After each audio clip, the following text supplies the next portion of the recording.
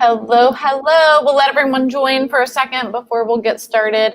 And as always, we will, again, give everyone time, but we want to ask you to please submit your questions, comments, and tell us who you are and where you're calling from today.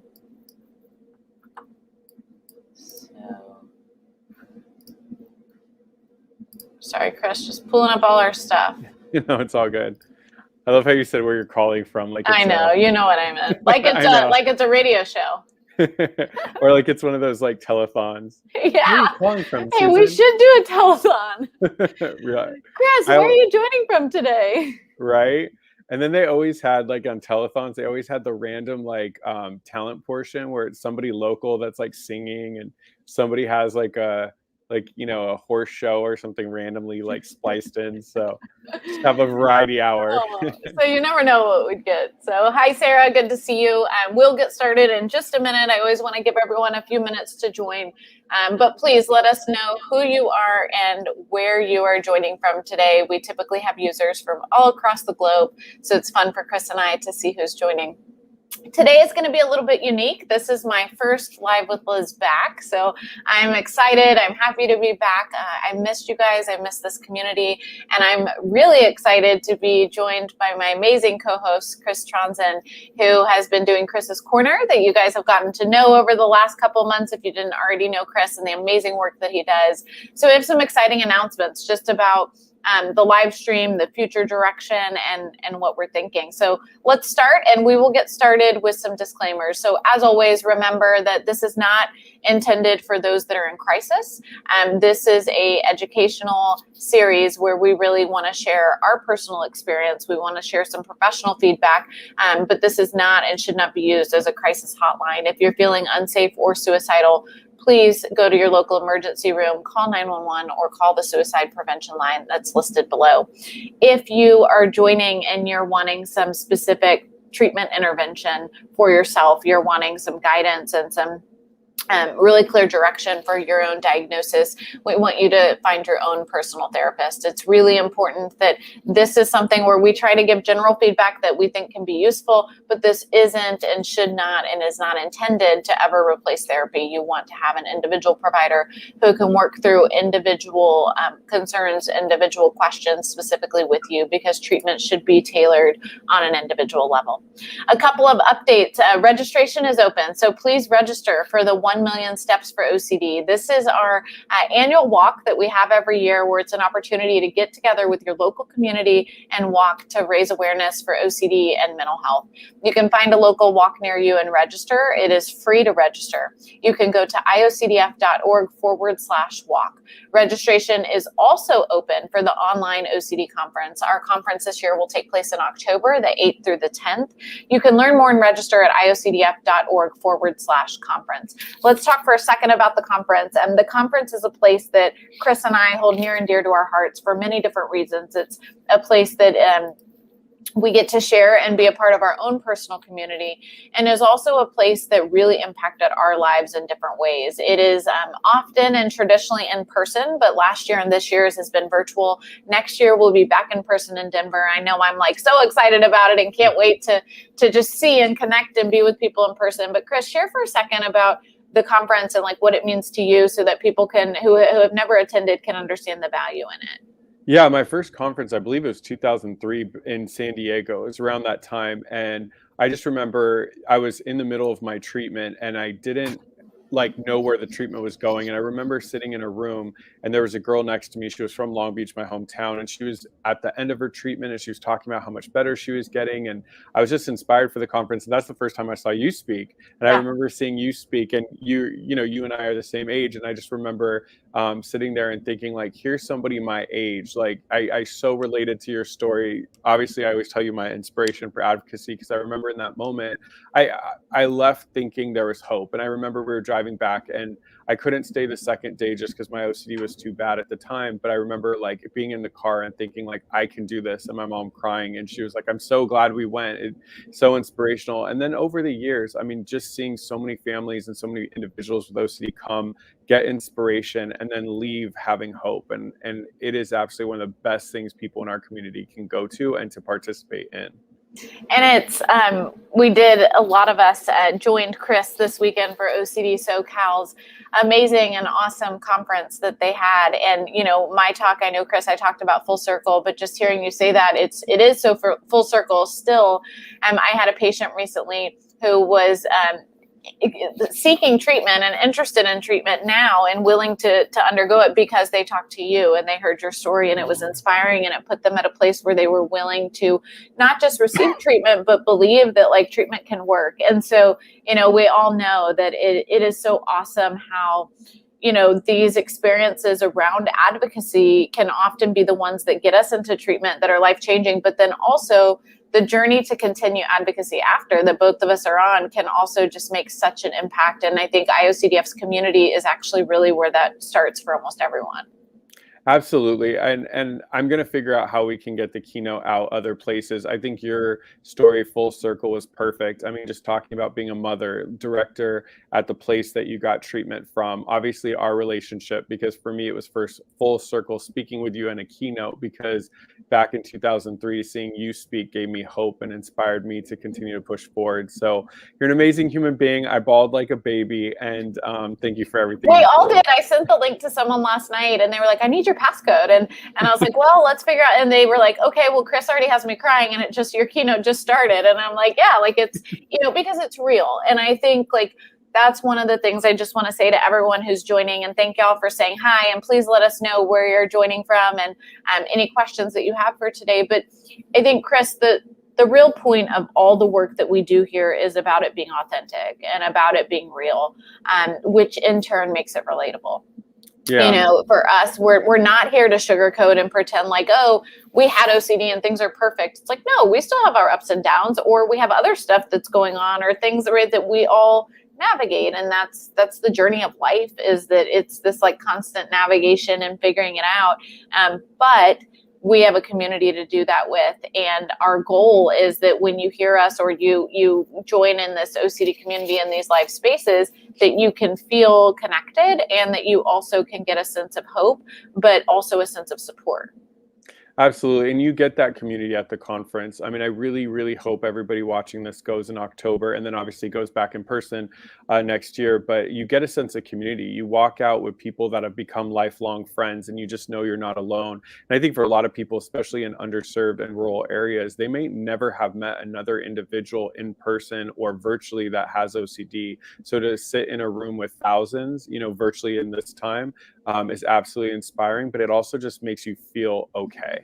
Yeah, it's so, I think both of us, like, it's just clear. I'm like tearing up for some reason. I don't even know why, but like the conference means so much to us. And I always tell people that like IOCDF was my platform for community, for advocacy, and my entire career. And so I owe this foundation so much, and I know it means that much to so many people. So please consider joining, and know that this is it's not a paid pitch, right? This is Chris and I's like authentic views on it. And then of course, as always, the live stream. So I am back. I'm so excited. It was awesome to be off. As many of you know, I had a baby. And so I am joining now back live with a 3-month-old. And Chris took over while I was gone. And Chris is somebody who is an inspiration to me and is also a clinician in the field and has a lived experience with OCD and BDD that he shares openly. And so he hosted Chris's Corner while I was gone.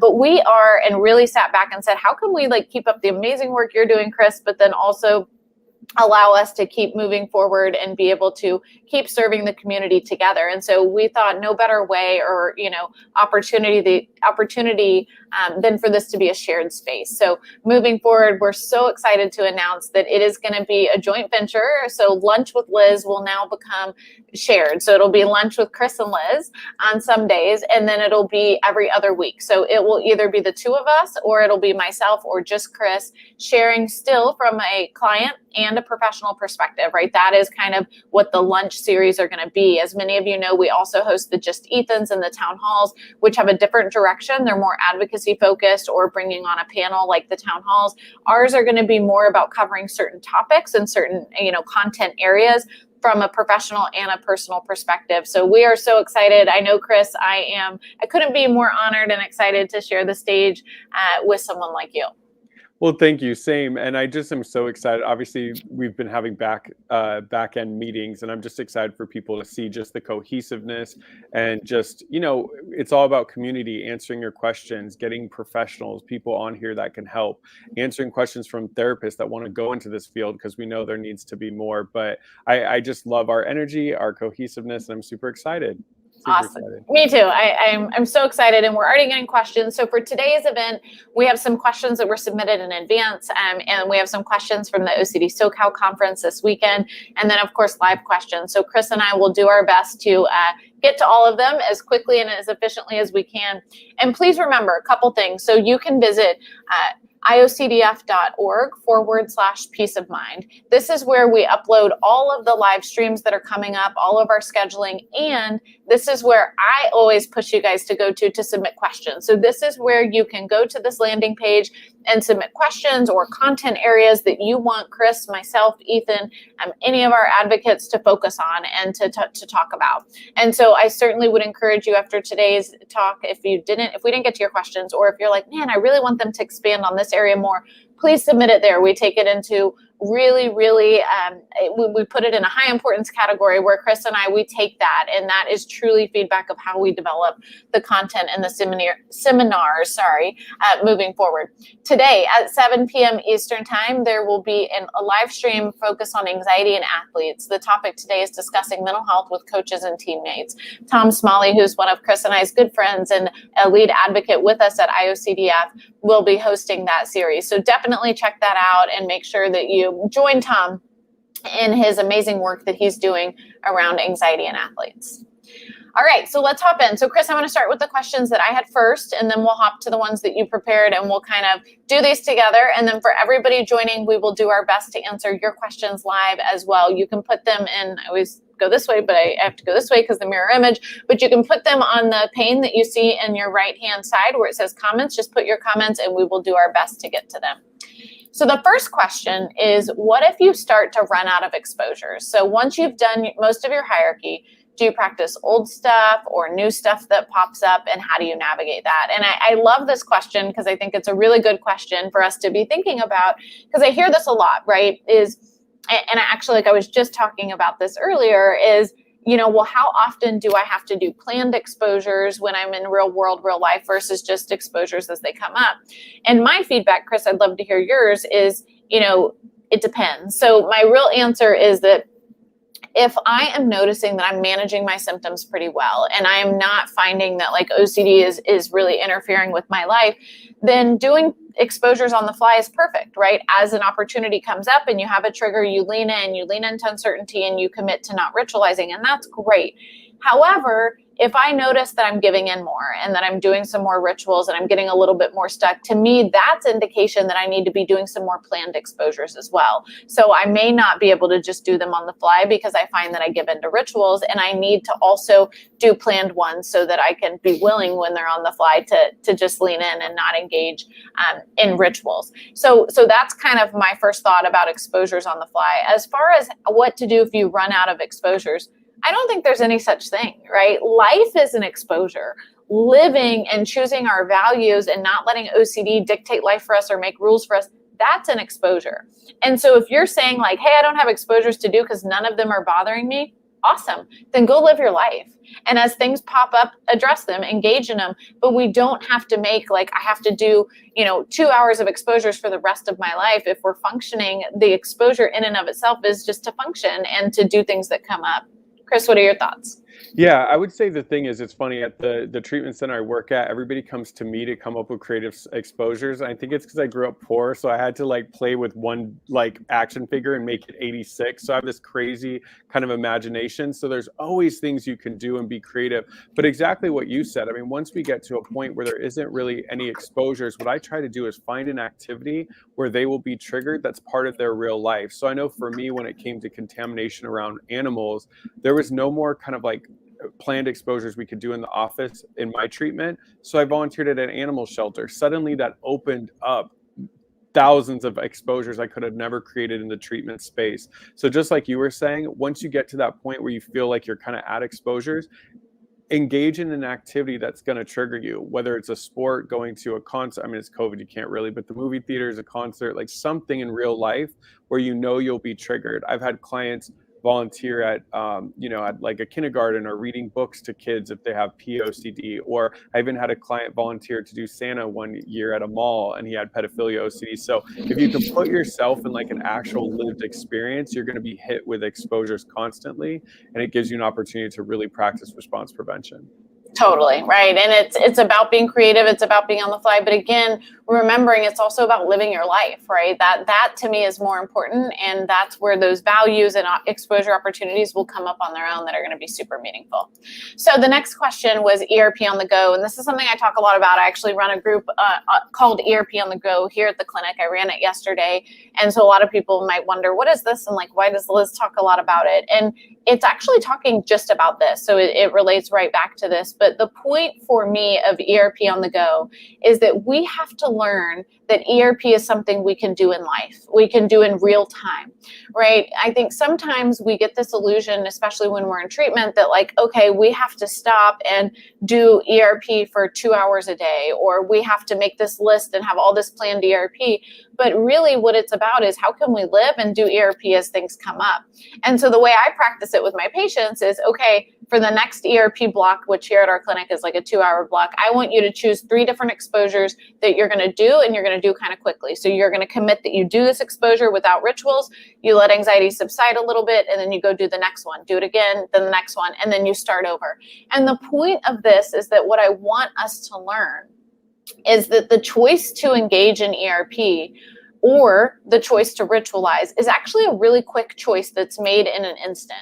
I think sometimes we think this is this like long drawn out process, but the reality is that when we have an urge to hand wash because we feel contaminated, we can either wash our hands right away and engage in that ritual, or choose to lean into uncertainty, move forward quickly and cross-contaminate, and be able to really allow OCD to not have control over us. And so that's when I say ERP on the go, it's about how can we make ERP a part of our lifestyle? I'd love to hear your thoughts, because Chris, I think that's really important, is that it's not about, hey, ERP is treatment, we have to do it, and then when we're done with treatment, we don't have to worry about it, right? It's about how do we integrate ERP into our daily life? Yeah, examples are somebody that has hit and run OCD. When you're going to work, drive by that crowded school that starts right as you go to work. So you have to drive near speed bumps and kids. If you have contamination OCD, when you go to order food, order something that's sticky, like buffalo wings on your hands. One thing I do here at my treatment center is I do like a scavenger hunt for people that have a hard time making decisions. And I'll have a list of like 20 things that they have to go out in the real world, make split-second decisions, check in with me, and have check-ins. So it can be as small as like going to 7-Eleven, picking a drink and leaving. So it gives them an opportunity to run in and practice ERP when they usually take an hour to make a decision. So if you can incorporate exposures into your everyday life, if you have, things about numbers or colors, like deliberately wear a red shirt the next day to work. So it's picking those things as part of your life. And the great thing is, like you're saying, Liz, for the last question, you're both living your life and doing ERP. And that's what we really want people to get. I feel it's like the graduation as people start to really understand the treatment. It's like that next level. So you can just make it a lifestyle versus something you do here and there. Totally. Yeah. And it's really about that continued commitment. I think that one of the things I hear a lot about is, individuals who have gone to treatment and then they'll say, Liz, but like, I get stuck on this, or, I'm doing pretty well and I manage it, and then this one thing derails me. And my push is always like, so can you tell me that you were consistently doing ERP, or was it just that when things were good enough, you were still kind of ritualizing and giving in, but it wasn't interfering with functioning. So to you were doing fine, but then this trigger happened and now we've kind of fallen apart. And almost always it's like, yeah, that was the case, versus like, oh yeah, I was leaning into uncertainty that whole time and it popped up. Because what Chris and I are saying is that if leaning into uncertainty actually becomes a lifestyle decision, like we are always doing it and it's constant for us, when new stuff pops up, it's really easy for it not to become a big trigger or not to become interfering with our life, because we've modeled uncertainty across the board that we go towards that versus going towards a ritual and feeling better. And that actually goes straight into the next topic and question is life and recovery, doing our own exposures and creating new ones for thought. So like, what is it like, Chris, when you are now in recovery and you're starting to do your own active exposures, but new thoughts come up, and how do you just transition that and do ERP for it? Yeah, one of the biggest things that helped me is I started to recognize that, I won't say the analogy because we don't have the time, but I started to recognize like it felt like the same person, just in a different Halloween mask. I started to notice that even though it was a different category, because for me, while I was in treatment, I started to really, really experience like intrusive sexual and harm thoughts. And that was really, really hard. And it felt like a whole new world. And then I hadn't dated because my OCD was so severe. So I got into a relationship after treatment, and I had a terrible relationship OCD. So when I treated it like a very separate new disorder and I just start from scratch and all that, it was so heavy and I felt like giving up.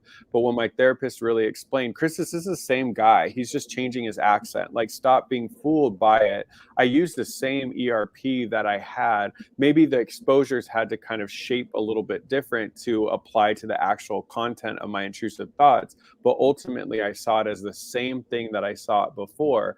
Now, I think that's what check-in sessions are with a therapist. So I didn't need to go back to full-time therapy, but I kind of went in for a little bit of tune-up to get specific exposures for relationship OCD. But once I got the grasp, no matter what came up, I treated it like the same disorder and not this brand new thing I had to start all over from. Yeah. And I think that, Dr. Grayson talks a lot about this, and I've had him on. It's really about the core of uncertainty, right? If we understand where OCD is rooted, it's all about uncertainty. It doesn't matter if you're dealing with sexual intrusive thoughts, if you're dealing with harm intrusive thoughts, if you're dealing with contamination.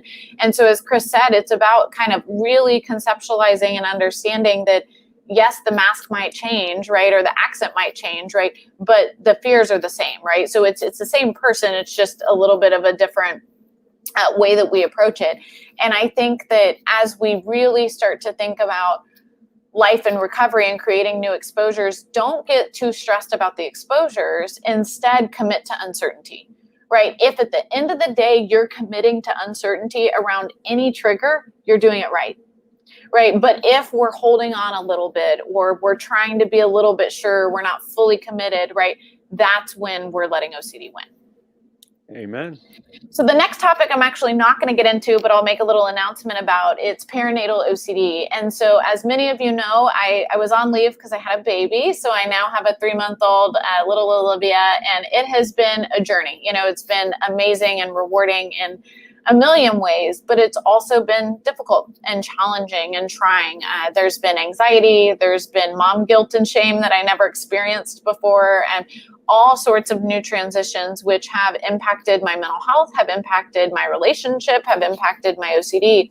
And so I am going to spend a little bit of time in the future focusing on that. And so we're planning to address perinatal OCD in November, which is when Chris is also going to address some specific men's mental health issues. So we'll talk about stigma and access to care and the ways that it might impact males seeking treatment. But of course, I'll be talking a little bit more specifically about the journey into motherhood and what that has been like for me. And so I'm really excited. We'll have lots of guests, but I know a lot of you have asked certain questions or topics around that area. So I would encourage you, if you have any questions you want me to cover, please submit those on that IOCDF.org/peace of mind page. Same if there's any things you want Chris to address in particular, so that we can build that content around it. But I'm super excited. I feel like it's an area that now that I've experienced it, I have a really strong desire to make sure I'm doing some advocacy around it, because I think it's really not spoken. It reminds me a lot of OCD in the sense that there is a lot of stigma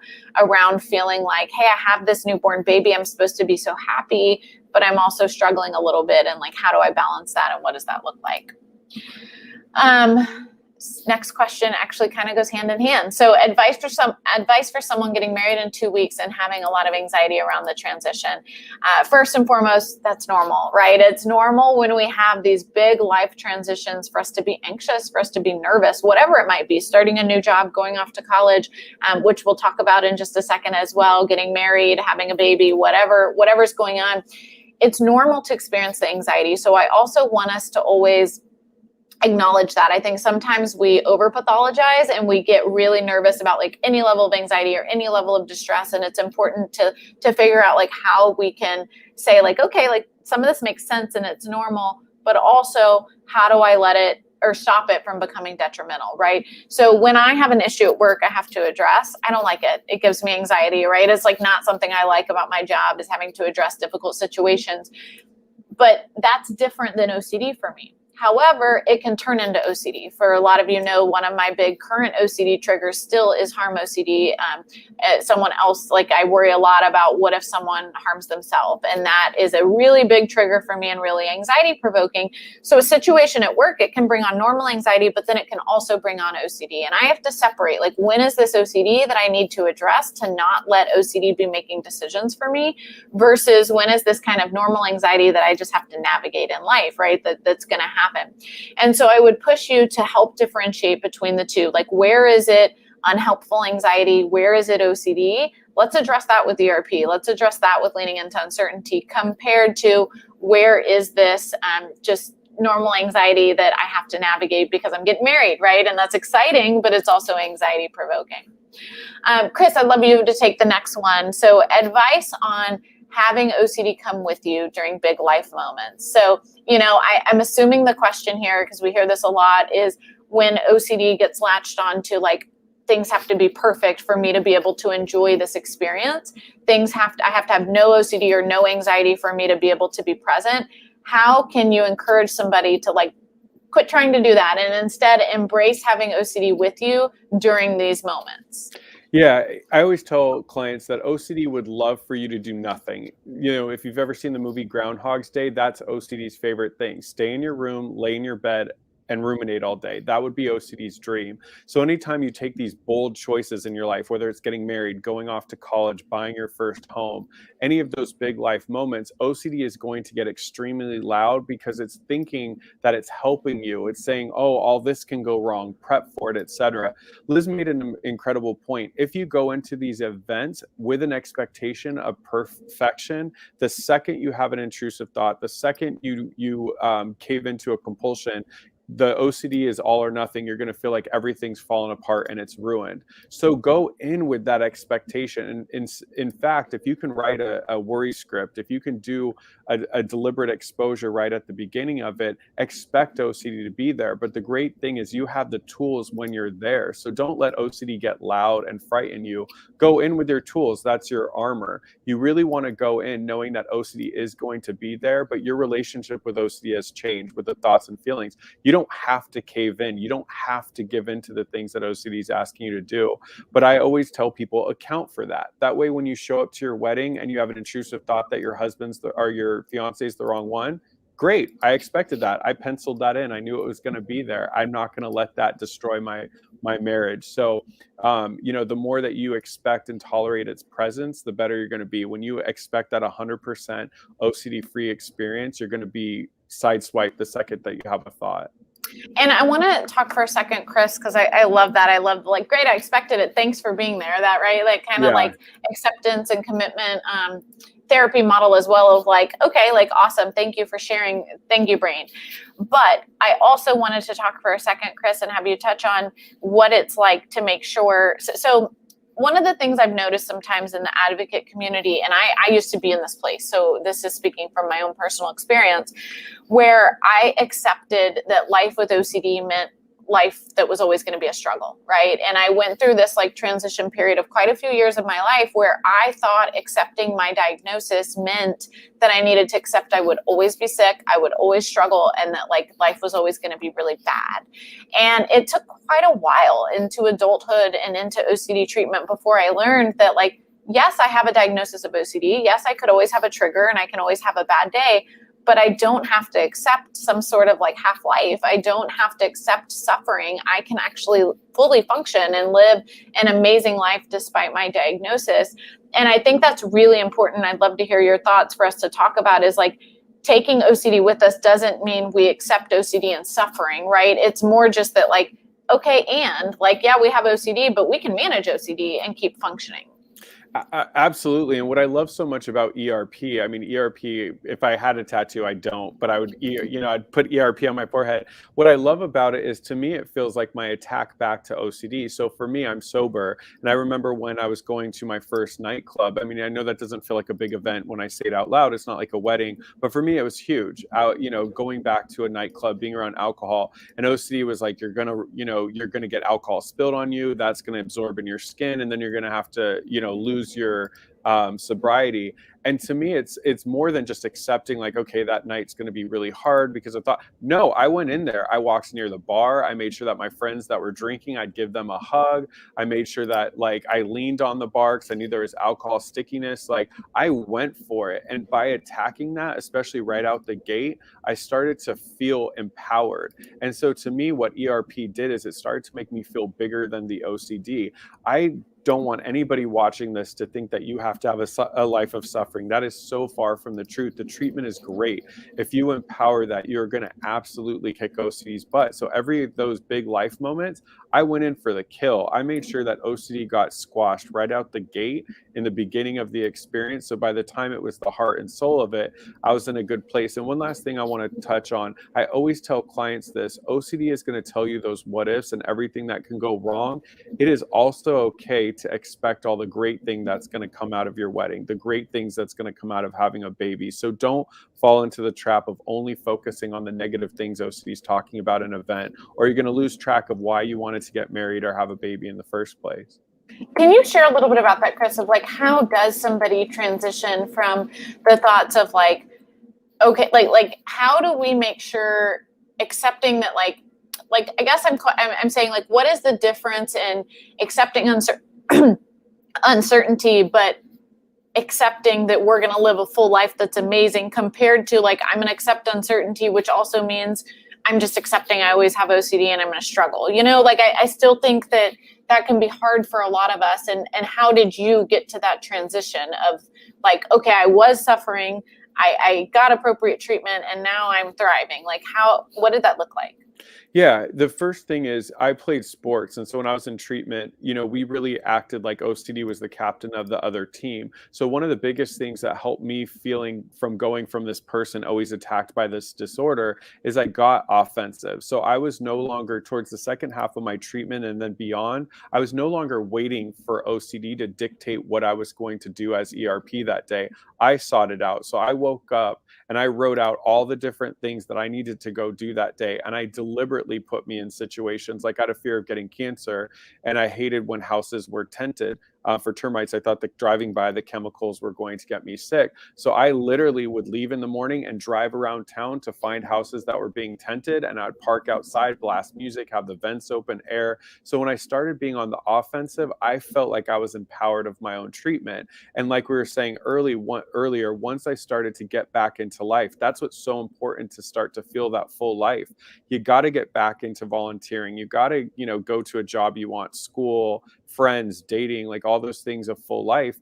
All those things brought on new triggers, but I embraced them. So volunteering at an animal shelter, I got a dog and I started living with a dog. And there's so many new triggers, but because I wanted the dog so badly, I saw the value in facing it. So for me, to answer that question, Liz, it was all about using ERP, but being more on the proactive side. I was not going to let OCD dictate my choices, my behaviors, and my experience anymore. I was in charge, and I started to look at it as kind of like, for me, because of sports, a fun game. Yeah, like I was going to destroy the other team. I'm the kind of person, my little nephew beat me in a board game at Easter like 2 years ago, and I am waiting for this pandemic to be over because I'm going to destroy him at the next board game. Like, that's my mindset. So I was like, let's go, OC, I got this, you know? I love it. And it actually goes straight into the next question, which is it healthy to pick and choose battles, or do we have to face them 100% head on? And I love this question, and I talk about this all the time in treatment, is, if we are sick, we're not going to tell the doctor, like, oh, just just like help me kind of feel a little bit better. Like, no, we want to feel totally better, because if we leave a little, it's going to make us still feel worse, and it's going to, potentially increase. And it's the same with OCD. And I talk about this a lot with myself. So I have always had a lot of contamination fears around bloodborne illnesses and disease, in particular, like fear of getting HIV, STDs, whatever it might be.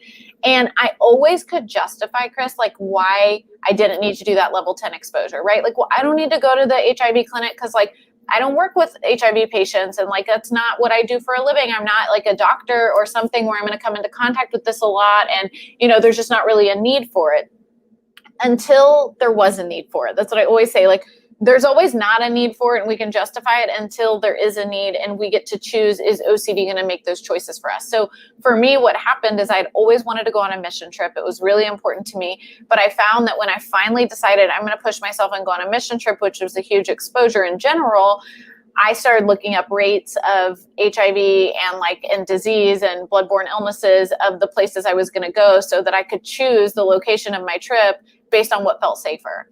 And that's when I was like, wait, this is not okay, right? Again, OCD is making a choice for me. And like, Chris, you didn't need to go drive by those termite, tented houses and sit outside and do that, because you could have probably justified, oh, there's ways in my life, like I can avoid that, and it's not a big deal. But guess what? You don't want to be on a date one night driving to dinner and like tell the person they need to, not go down that road and make a turn and have to explain it, because you don't want it to interrupt your ability to be present and have a good evening, right? And so it's all about, like, my answer would be is it's not healthy to pick and choose. We do have to face them all head on. But it is healthy to do that systematically, right? So we don't start with the highest, most triggering exposure day one. We work our way up to it. But I always ask my patients, and I want to ask everybody watching today, what are you holding on to? Because I bet there's something. I bet there is something around OCD that you are saying like, well, you're justifying, or you're finding a reason why that exposure doesn't actually have to happen, or why it's too scary, or why we're not ready. And I want to push, like, why? Why are we holding on to it? And what message does that send? What it actually tells us is that we can't face it, and that we need to hold on to it. And we're confirming to our OCD that it's true when it's not. What are your thoughts, Chris? Yeah, I call it the 75% problem. People come in and they're so distraught and they want care so much. And then they get to that 75% where most of their life is better, and the remaining stuff is those 9s and those 10s. And people are just absolutely overwhelmed and choose not to engage. And they're like, you know what? My life is so much better. And I notice them kind of trickle out of therapy. And what I always get worried is there's such a huge kind of relapse in that point where they have to come back. And I tell them, just like what you said, if you go in to get a tumor out, you would never tell the doctor, keep about 20% of that tumor, just keep it there. Yeah. You'd want it out. And so what I tell people is just what you said, is let's get to those 9s and 10s. We may not hit them as quickly and as hard as those 1s and 2s if you're this resistant, but let's at least crawl forward. Let's do something. So you can break exposures down and do a small part and work up, but you got to get to a point. I remember my last session with my therapist. Actually, we had a couple after to process, but my last session, she came to my house, and I hadn't had people in my car, in my room and stuff like that in 6 years. So to have her do those 10s, it was, I'll never forget. It was like somebody took 1,000 pounds off my shoulders, and it made it really hard for OCD to ever have a voice in my life again. You got to go the full sprint. You got to go past that finish line. You have to do it. You have to. And I think that, again, my push would be is like, why are we holding on? Because all we're doing is telling OCD you get to keep winning. You get to keep dictating rules. And that doesn't mean do it tomorrow, right? I don't want anyone to hear me saying like, oh, I'm failing in treatment if I haven't already done the 10s. No, you work up to it, but don't make excuses for why you don't need to do it, because that is just making an excuse for OCD, right? And giving OCD a chance to keep winning. And that's the opposite of what we want to do. So thank y'all for submitting. These were tons of questions that had been submitted to me, and I appreciate it. It's been fun, and it's exciting to get to kind of navigate those. And I know we have a lot of others. So Chris, why don't we hop to the questions that you pulled from the OCD SoCal, and I'll let you take the lead on these. And if you want, we'll do the same thing where you can kind of answer some, and then, ask if you need me to answer any, feel free to throw them my way as well. Yeah, I would say I'm going to skim through the ones that we already kind of did. Well, Yeah, this so is a some good of one. them, just so everyone knows, are around like, exposures and making them a part of your lifestyle. And, so a lot of these, like if we skip it, it's because we feel like the content was already answered. Yeah, so the one of the questions I think it's perfect to have you on here is basically a mom is saying that her son is seeing a therapist about once a week. He's not making enough progress. He's pretty severe. And we run an IOP. You obviously run a PHP and a residential. How do people know it's time to go to that higher level of care? So I'll start with asking you the question: when do you know, hey, this is the perfect client for a higher level of care of treatment? So I think it's a great question, and it's one we get quite frequently. And I will tell you, there's two ways, like two kind of big indicators. The first is all of us who run OCD specialized intensive treatment programs should have a very thorough admission process. And in our admission process, it's our job to tell somebody if we don't think they're a fit, right? If they're not severe enough and we'd recommend outpatient therapy, we should be telling them that, and we should be encouraging them to stick with that or to find a new provider if maybe they're not seeing an OCD specialist.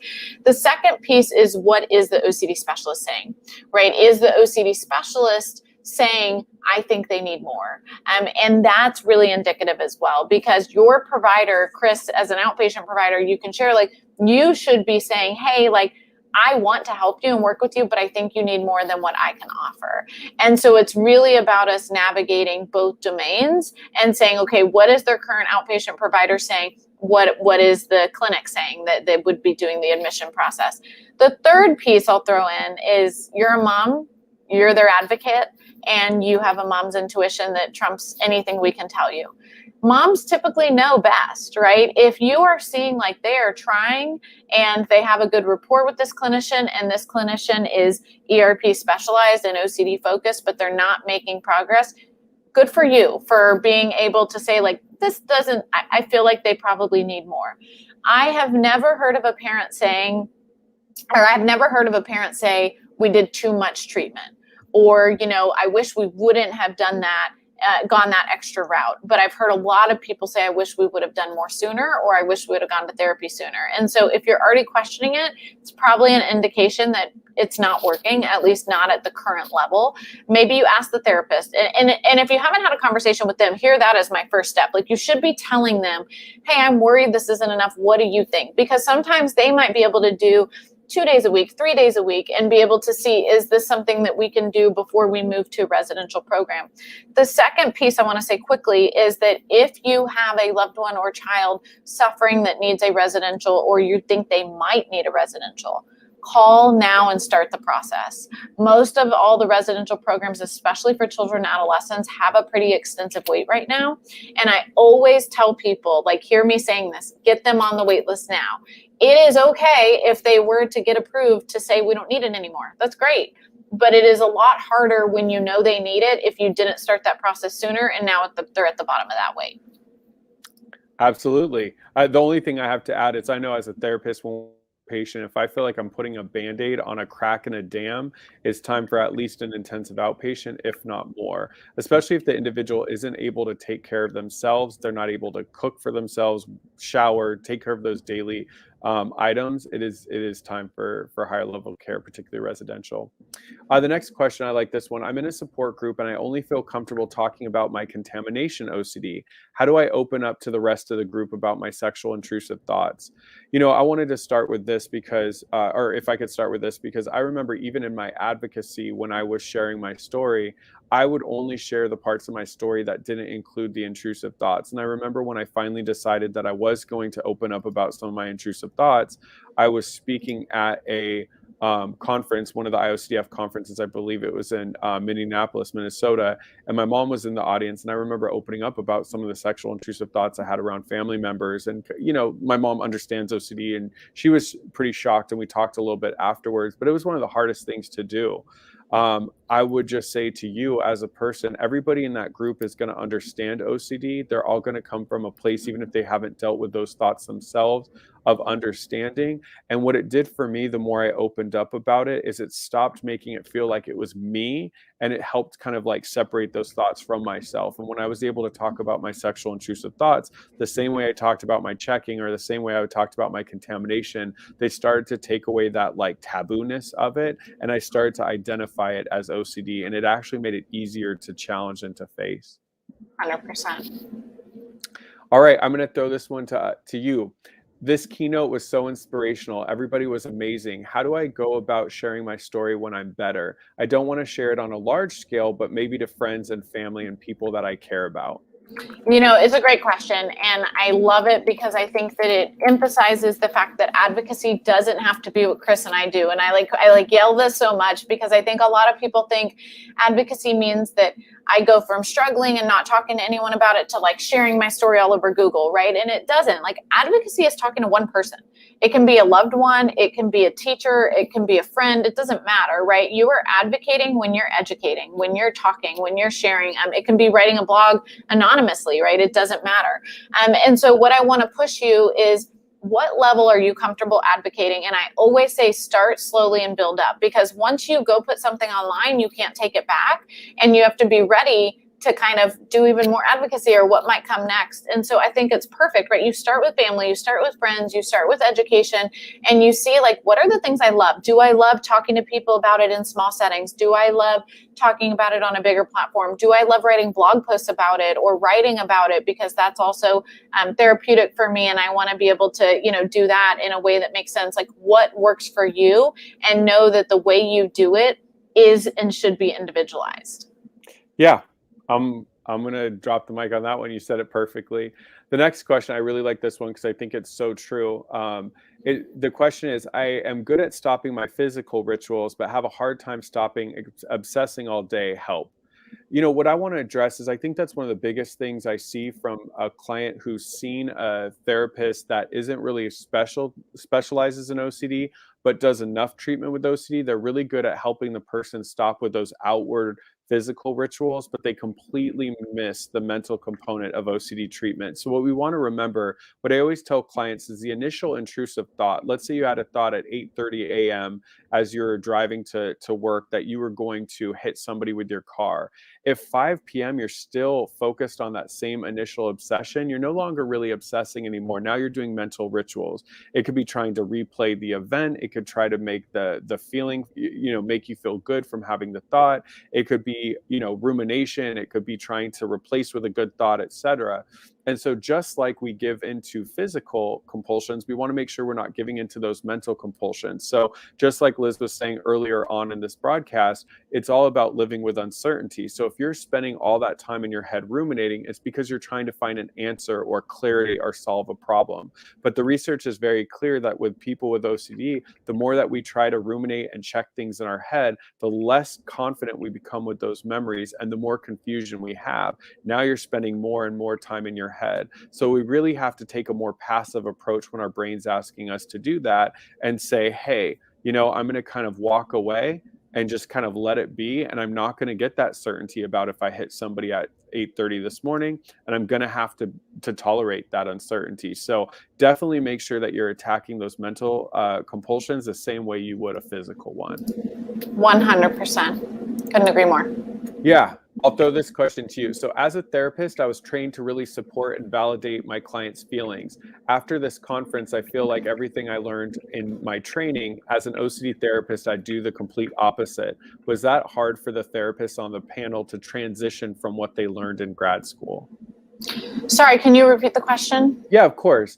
As a therapist, I was trained to really support and validate my clients' feelings. Yeah. I felt like okay, got it. Yeah. I was just that first piece. I was like, wait, I couldn't. So I actually love this for two reasons. I think that. Are you hearing an echo, Chris? No. Okay, I'm hearing myself, so it's fun. Two things. So the first and foremost is I actually think this is an awesome situation because it allows us to also feel what our family members of patients feel, right? They feel this really huge pull to enable because validating, supporting, helping, making a family member feel better when they're in distress, that's what we do as humans, right? We are humans who have empathy, and we want to be able to help somebody feel better. We want to fix situations. And so as a therapist, if you're feeling that, I also think that simultaneously it's important to think about, like family members feel that too, right? And we can validate that, but we know that it doesn't help. I talk about this all the time at my clinic because my residential counselors here, right? I talk a lot about how hard it must be where for 8-hour shift, right? Your job is to hold space for discomfort and to do nothing about it, right? Your job is like not to reassure, not to make them feel better in the moment, not to validate, but to sit with it. And that is really difficult. It is very difficult as a therapist. I don't find it as difficult because I know what the outcome's going to be, right? And the more we do it, like, oh, the discomfort sucks in the moment, and I have empathy, and I tear up with my clients, and I can feel it, and I know this distress isn't fun, but I know what the outcome can be if we sit with the distress. And I also know what the destruction can be if we don't. And so it's about keeping that in mind, but it is absolutely hard, right? And Chris and I, like, as people who live with OCD and as people who treat it, we are humans. It is still hard. There's still times where I want to give in a little bit because I'm like, oh my gosh, they're experiencing so much distress right now. And this has to be so, so hard. But the reality is that we know the outcome, and it's important to keep that in mind. But it is hard to retrain what you've learned, to shift your perspective when oftentimes what you learn in traditional training, right? Empathize with the client, validate the client, sit with the client, summarize their experience. That can also be reassurance, enable, and give OCD power. Exactly. It's basically the opposite. So all my friends that are therapists are like, my clients love me. And I'm like, oh, I can't relate. What are you doing right? Yeah, exactly. The next question says, it was inspirational seeing so many people talk about getting better. This was at the OCD SoCal conference. I struggle with motivation. How do people in treatment stay motivated?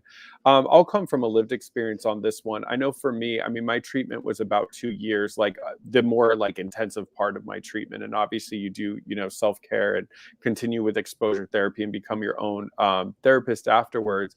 But that heart and soul was 2 years. And there's definitely times where I felt like my whole life was surrounded about therapy and getting better. But I think, or I believe what really helps with motivation, it was an activity that I did with my therapist where we started to write out what were 10 things that I really enjoyed that OCD took from me. So an example was martial arts, learning Spanish, and tennis.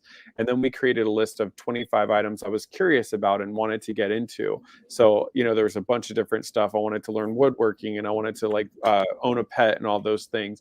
And to me, it's like once I started to have a goal of things I wanted to get involved with, and I started to, my therapist and I created our exposures around getting to that goal, that really made me feel like this treatment was leading somewhere. So an example is I wanted to volunteer at an animal shelter, and I knew there was a lot of, for me, fear of getting an illness from an animal. But knowing that I was going to start at a certain date, I was going to volunteer at this animal shelter. We found the one, we called, we set up the initial intake and all that. We created exposures around that. So seeing a path of where these exposures would actually lead to gave me motivation. I don't know if you have anything to add on that one, Liz. 100%. You guys saw me pull out papers. So this is my favorite worksheet that I do with my patients here in treatment motivation that we just did.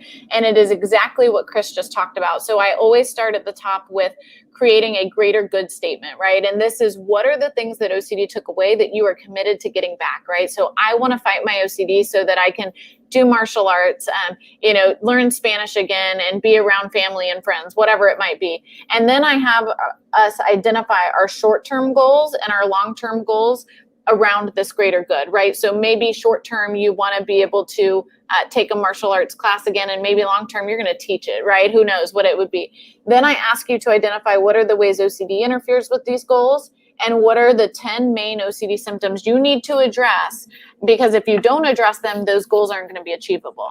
And the reason I love this, like this is my favorite little quick worksheet I make is because if Chris and I are the first to tell you, if you don't keep in mind what you're fighting for, the fight is too exhausting.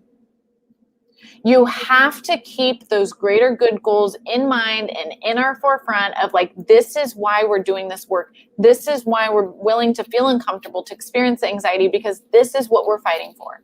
And then once you identify what you're fighting for, right, you're able to say, okay, I know I want those things because it's important to me that OCD doesn't take it away. And so what are the specific OCD rituals, compulsions, and symptoms that if I don't address them, I'm not going to be able to achieve those goals? Now, all of a sudden, we're much more motivated to do the hard work because we're reminded of why we're doing it. And we remind ourselves that if we don't do it, we can't achieve those things, right? So we have to make a choice. Ethan talks a lot always about how it is actually not possible for you to live with OCD and live by your values, right? They contradict one another, and you have to choose. And so it's about choosing to live by our values, right? Live a values-based life, which in turn means we're going to have to start to diminish OCD. And so I love it. And I actually think this is a perfect place for us to wrap up today. I know there are questions in the chat. I know that there's questions from the OCD SoCal conference that we did not get to. So what we've done is we've actually captured all of these questions, and IOCDF, through IOCDF, we are going to be taking these questions and answering them in a couple ways. So either Chris and myself will continue to be answering them during our next live series, which the next one will be next Wednesday, same time, noon Eastern time. And also we're going to pass these questions on to Ethan so that when he does his Just Ethan next week, he'll be able to slowly and surely get through a lot of these questions as well. But please know we will get to them. That's a commitment I always make. And if we need to, Chris and I will record an extra webinar in between that we will get to all these questions. So I'm just so excited. I love that we had a full hour and we still have an outpouring amount of questions to get to. And I'm so excited to see everybody again, for you guys to be back on this shared space. I know I've missed the community and I'm just lucky to be here. And Chris, as always, I am so excited, to get to share the stage with you, but I'm really excited about us being able to do this together moving forward. Yeah, no, I'm super excited. I hope everybody heard that. Liz and I will be back together next Wednesday, same time. It's 9 a.m. for us. Obviously, it's noon for Liz. But I saw that Jess, who's with IOCDF on the back end, is going to take a lot of those questions from the chat. We still have more questions from the conference. And please come back next week, and we'll make sure to get some more questions from the chat. Yep. So join us next week right here. You can visit iocdf.org/peace of mind to keep up to date with all of the live streams, the webinars we're doing. But Chris and I expect to see you every week. Your homework for the week, you guys know I love giving you homework when you join with me, is to start thinking about that greater good goal. What is your greater good?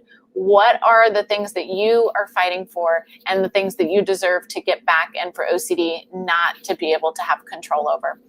As always, please remember, help and hope are always available. See you guys next week.